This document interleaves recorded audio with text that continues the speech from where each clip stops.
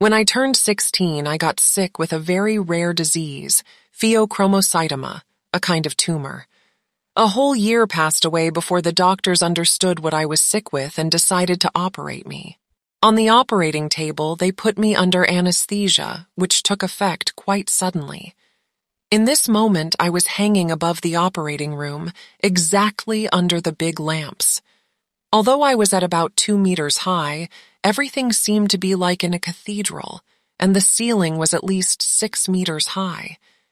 Soon the main surgeon peeped in the room and said in surprise, "Ah, the girl is already asleep." I was watching the liveliness in the operating room. Various doctors, trainees, and students were coming to watch because the operation was extremely rare. In my home country, 1 or 2 persons get sick with this disease yearly, and 9 from 10 people die without diagnosis. So it turned out that I had big luck. While I was hanging over my body in expectation of the beginning of the operation, I perceived the world quite differently. I felt big relief, pacification, and inner peace. I watched the sleeping body below and I knew that it's me, yet actually it's not me. As though my body was a machine, borrowed for a while with which I'm to do some matters. I was understanding that my personality consists of several parts, one of which I left in this moment, and which represented sex, age, nationality, outward appearance. But I was continuing to inhabit the others. I was feeling no pity toward the stretched-on several machines' body. Neither was I feeling attachment to it, as though it was a worn and taken-off article of clothing. All the time while I was watching the operating room, I was feeling the emotions of individual people as well as the emotions which overwhelmed everyone. Soon the operating team of 3 surgeons gathered together. The main surgeon was an elderly professor at the age of 67 at that time, who had done such an operation in his youth. Among all others, there was no one with experience in my rare disease. The moment before they started, all participants and observers were affected by the great tension and expectation, admixed with excitement and fear. For several seconds, everybody was silent and doing nothing. After that, the main surgeon made an incision of the skin. The tumor was located in the left adrenal gland, and my body was turned on its right side and tied together. I was watching the gradual cutting of the tissues, more and more deeply, until the moment in which the adrenal gland was not exposed. The tension grew up incredibly. For a while, the professor was observing the gland and was not touching it. Nobody knew what could happen. They were expecting the touch to release a big amount of hormones. In principle, the gland is small, and on it could be seen a little excrescence. It was supposed that this was the tumor, and the initial intention of the doctors was to cut it. Later, it turned out that the whole core of the gland was transformed into tumor, which had torn the wrapper of the gland a little bit and came out on the surface. Finally, the professor decided to cut, and I felt the great tension of the many people in the operating room. In the moment in which the scalpel touched the gland, the fears of all were justified. That very instant continued 1 millisecond, stretched as though the time slowed suddenly. Simultaneously, many things happened. I felt the wave of panic which swept away everyone. At the same moment, a high shriek was heard from the device that was measuring the heart rate. I felt the impulse of the beginning of a with the speed of lightning movement, energy, with which everyone from the operating team rushed to do something. Time stretched so much that it looked as a picture in which the people, intertwined hands, were handing one another various things and were trying to do something. In this moment, I felt a powerful suction from my back, the place where the lamps were, so powerful that I couldn't resist it, although I tried to. In the same moment in which I was sucked, the time set out at full speed, as though it wanted to make it up, and the chaos and panic below, as well as the screams, were indescribable. but this also continued for less than a second. In the next moment, I was floating at full speed through an absolutely dark tunnel in which there were some gleams, and way ahead in the tunnel, a yellow dot was shining. The dot came quickly near, and the tunnel threw me away, in the same way a man falls from the edge of a water slide in the pool, in some strange place. It was empty. The feeling of above, below, and sideways was relative. There was no floor, but I was not flying.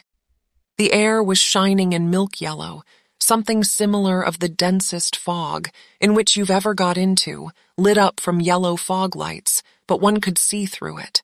Instantly in front of me appeared 5 shining and yellow human figures. One of them was the main. I felt it was a woman, but I didn't know any of them. I wanted to look at her face features, but the more I stared, the more I couldn't see anything. When I gave up, I felt the features of her face, in the same way when you try to see something with your peripheral vision. The group was radiating a warm welcome, and we were communicating with thoughts. They took me to a strange place in the middle of the yellow fog. 3 perfect spheres were situated in a way that they were forming equilateral triangle, and in the middle of it there was one more sphere, but bigger than the other 3. I asked what that was, and I didn't receive an answer, but I felt a change. At the beginning, I couldn't understand what kind of change it was, but I noticed how the yellow fog was gradually darkening. I felt I was moving. The yellow became dark blue, then black, and I saw the stars. It was so wide. I understood that if I turned, I would see the earth. I turned, and I was stunned by the delightful sight. The earth was wonderful and so near. I felt she was alive, as though the planet itself is a being. As I admired for a while, I looked around, and I noticed hundreds of small objects which were spinning around it. They were in general 2 types. The first ones were ugly, mean, distorted, assembled from infinite number of parts, and they appeared ridiculous and antediluvian. The second type appeared shining, cast from the finest materials, and were inhabited. Around and in them there were living beings. The beings were at least 3 or 4 types. In close proximity to me there was a device with beings, 2.5 to 3 meters high, who were watching me. I asked them, "Who are you?" They replied, "Your friends." I asked them, "What are you doing?" At that moment something happened, and instead, to reply, they pointed to the earth, which was on my left side. I turned towards it, and I saw a blue ray of light, similar to laser, which was traveling through the cosmos. It was strange that it had a beginning and an end, like a train, and not as a ray of light, whose beginning and end cannot be seen. The ray reached the earth, went through it, and continued through the cosmos. The earth began to glow in a wonderful blue halo. I felt that a grand, significant event has happened, which is good. I felt a big liveliness on earth, like an awakened beehive. I felt the spiritedness, happiness, pacification, and enthusiasm simultaneously, which were gushing out of the beings on earth. In this moment, I felt how the gravity pulled me back to earth. I managed only to wave the high beings goodbye, and they returned with a smile.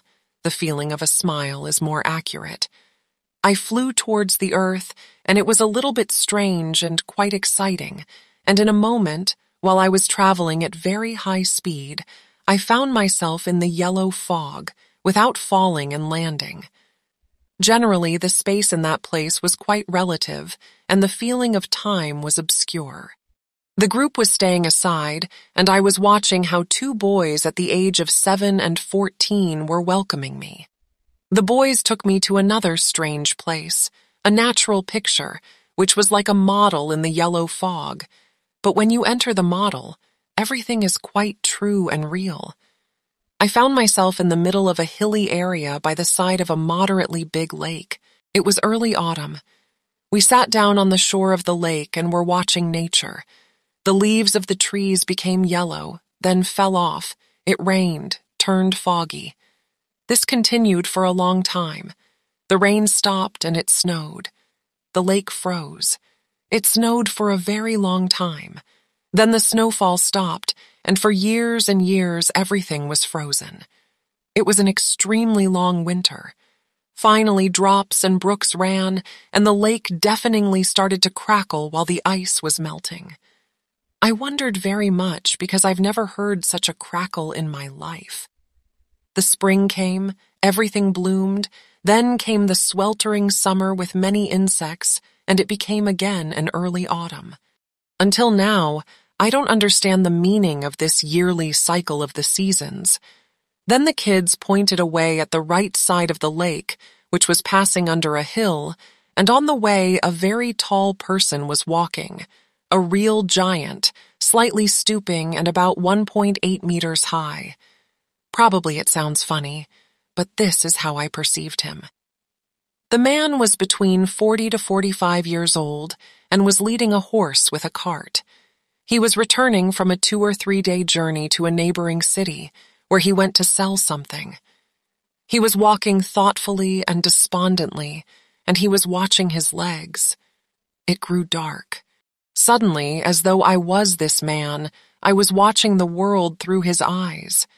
He had a small woman and 8 kids, and the last kid was newborn. He was a poor peasant who hardly supported his family, but among all peasants he was considered to be in the middle class. His native language was German, but he also spoke French well. He was living outside of the city and cultivated the earth. I understood all of this when I started watching through his eyes. He went round the hill, and in front of him a vast plain revealed itself, in the middle of which was an ugly, gray, depressive city, from our point of view, small. The historical time was the Middle Ages. He reached the city and entered. The picture that I saw from his eyes was so startling that it can't be seen even in the most bravely staged and realistic Hollywood movie about the Middle Ages. The streets were 2 meters narrow. They were covered with a ½ meter of mud and animal and human excrements. An old woman looking like a witch, without teeth, ugly, dirty, and nasty, jammed into my face something disgusting that she was trying to sell me. On one of the crossings, about 1.5 meters wide, there were staying dirty kids without pairs of pants, and they were looking wide-eyed at me. They seemed to be mental defective. I was making my way through the crowd until I reached the center of the city. On the square were gathered all the citizens. They were staying behind a cordon of soldiers, dressed in funny chain armors and armed with swords. The tallest people were about 1.6 meters high. In the middle of the square, 4 gallows were erected. The people who were about to be hanged had ropes around their necks. In this moment, the man, through which eyes I was looking, saw that on the gallows was staying his own 14-year-old son, one of the kids that was accompanying me. In this moment, they were hanged. The man, I, left the reins of the horse, roared and rushed off to the gallows. One of the knights intercepted him and pierced him right in the heart. The man fell down on the earth and died, and then I started to watch the events as an invisible among the crowd. As the crowd saw all that, it went mad, tore the cordon, and a terrible slaughter fell. In the crowd was the wife of the killed, and the mother of the hanged boy, together with one of her kids, who was 7 years old, but looked like a 3 or 4-year-old. The crowd took the kid off his mother, and then one of the soldiers in armor saw him, and without a reason he took out his sword and cut off the head of the kid. This was the other kid who was accompanying me. Suddenly I found myself on the shore of the lake. I was in shock. My consciousness was twisted. I was catching glimpses from what I just saw. I was crying and shivering. Although I hadn't a physical body, this is how I felt it. The kids were soothing me for a very long time, until I came to my senses. When I regained consciousness, they got me out of the model, and I found myself in the yellow fog. The group was there and was waiting for me. Then suddenly it grew dark, as though somebody turned off the light of the fog. I became very frightened, but I became more frightened when I saw that the people in my group panicked. I panicked also. I started shouting, "What is going on? What is going on?" The others were only looking at me horrified. I felt that in that very moment something bad will happen to me, that my destiny was to be determined. Nobody answered me. Everyone was staying horrified. Then I heard a voice from far away, very far away. "Calm down. Everything will be fine. Everything is all right." I listened to the voice, and I calmed down a little bit. After a while, it became bright again, and I saw how the group recovered its breath with a huge relief. Later, when I told this to my parents, my mother started crying and said that during the whole operation, she was speaking inwardly to me the same words. Then the kids took me aside, and we had a serious conversation about the things that were coming in my life, and they warned me that I will forget what we were talking about. It was a long conversation, and when it was over, we said goodbye to each other, and I was on the operating table. I felt how they were sewing me, but I couldn't say anything, not even move or show that I am awake, and it hurts. In front of my eyes, the kids were waving from far away in the yellow fog and were repeating that, "Soon we will meet again." Today, I know that one of the tasks that we were discussing at that time, and I had forgotten, is now completed. It is a personal one, and that's why I won't tell it. I know also that in that day I had to die and I shouldn't return to earth again. But beings with high spiritual power redeemed me, but only this. In that day I had to go in a dark and unpleasant place for a long time. You can call it hell, if you like. It didn't matter that I was still a kid. The bad deeds which I had done before had to lead me in a place where I can redeem them before I go back again to the earth and to have the opportunity to live as a human being, but with a heavy destiny. Now I know for which deeds was determined this retribution, but this is another long story. After this experience of the physical death, I woke up instantly as a new person. With time, I changed a lot, and today I have different understanding about the world and about that which I have and don't have to do. I realized that I have a big need for spiritual growth and enlightenment, and this was the only way and goal, and that without that, life does not have a meaning and is a wasted time. After the operation, I had the ability to look forward in time as well as backward, and I remembered many past lives. To my regret, I was left very disappointed from my low consciousness in the past. I also realized that the extrasensory perceptions are a normal thing for every human, but they should not be used because they limit the soul to the low levels of the spiritual worlds. To all who have read or listened to here, I want to say, to die is not something special. Much more special and important is to live and beside consciousness of the role and purpose of your life. The last thing that I want to say is that I don't doubt in the existence of God as a wise power, and his essence is entirely love, compassion, and forgiveness. He never refuses anything which is asked for, but most he gives to those who want to get near him.